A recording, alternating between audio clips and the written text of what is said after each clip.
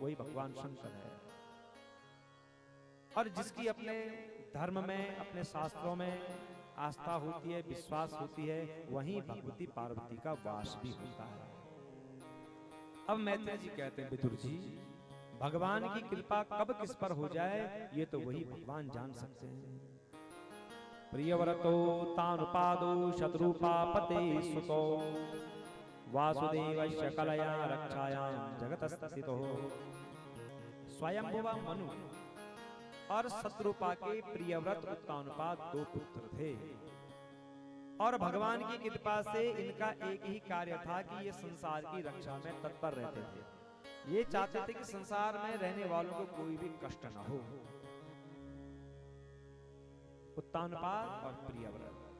जाये उत्तानपादस्य सुनीति सुरुचिस्तयोः सुरुचि प्रेयसी पत्न्यो नतराय सुतो ध्रुवा। उत्तानपाद राजा है। हम सब उत्तानपाद क्यों हैं? क्योंकि हमारे पांव ऊपर को उठे हुए हैं। अब आप लोग बोलेंगे कहां उठे? हम तो बैठे हुए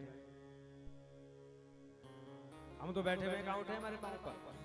देखो माँ के गर्भ में बच्चा कैसा रहता है, उसके पांव ऊपर उठे हुए रहते हैं।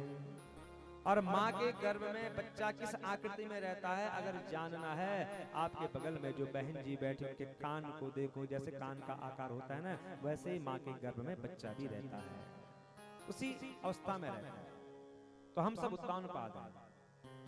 और उत्तानपाद महाराज की 2 पत्नियां हैं। कौन? सुनीति और सुरुचि। हम सब की 2 पत्नियां हैं। चाहे स्त्री हैं उनकी भी 2 पत्नियां हैं, चाहे पुरुष हैं उनकी भी 2 पत्नियां हैं, सुनीति और सुरुचि। सुनीति का मतलब होता है जिसकी नीति बहुत अच्छी है, जिसका व्यवहार बहुत अच्छा है, जिसका रहन सहन, जिसका खान पान, जिसका उठना सोना बहुत अच्छा है, वह है सुनीति। और दूसरी पत्नी कौन है? सुरुचि।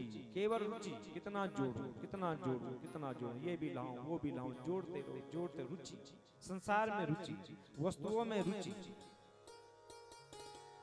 तो सुनीति के पुत्र होते हैं ध्रुव, और सुरुचि के पुत्र कौन होते हैं? उत्तम। जिस माँ का व्यवहार अच्छा होगा, जो माँ शिक्षित होगी, उसका बच्चा भी शिक्षित होता है। और जिस माँ की रुचि केवल वस्तुओं में होगी, कितना जोड़ूं, कितना जोड़ूं, उसका पुत्र होता है उत्तम। कि हम बढ़िया बढ़िया जोड़ें, बढ़िया बढ़िया जोड़ें। बढ़िया बढ़िया क्या जोड़ना है? भगवान की कथा, भगवान का भजन, उसको जोड़ो। पर नहीं, हम संसार की वस्तुओं को जोड़ रहे हैं। अब राजा उत्तानपाद ने क्या किया कि सुनीति से प्रेम नहीं कर रहे। राजा उत्तानपाद सुरुचि की डोर से बंध गए हैं, कठपुतली बन गए हैं। जैसा वो चाह रही है वैसे कर रहे हैं। सुरुचि के स्नेह बंधन में बंध गए हैं राजा।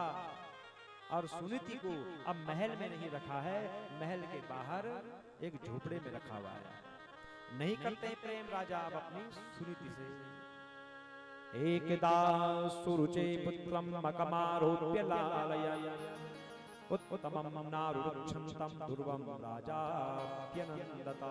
एक दिन की बात है, राजा उत्तानपाद राज सिंहासन पर बैठे हुए हैं और सुरुचि के पुत्र उत्तम को गोद में बिठा करके प्रेम कर रहे थे। उसी समय बाहर से खेलता हुआ सुनीति माँ का बच्चा ध्रुव आ गया।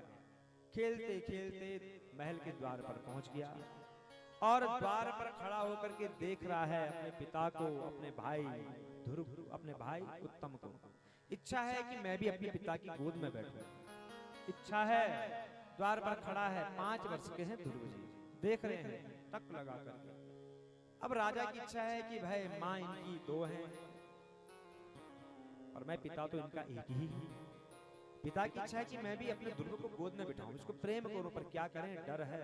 किसका? सुरुचि का। कहीं आ गई 2 कटु वचन बोल देगी, बच्चे को अच्छा नहीं लगेगा। और सच में ऐसे ही हुआ। उसी समय सुरुचि आती है।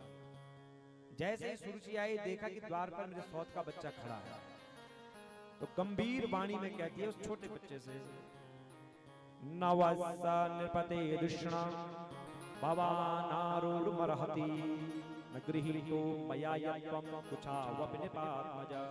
अरे बच्चे, क्या चाहता है? राज सिंहासन, पिता की गोद, महल का ऐश्वर्य। ध्रुव जी एक टक लगा करके देख रहे हैं। सुन, मुझे पता है कि तू राजा का बेटा है, पर मुझे इससे कोई फर्क नहीं पड़ता है।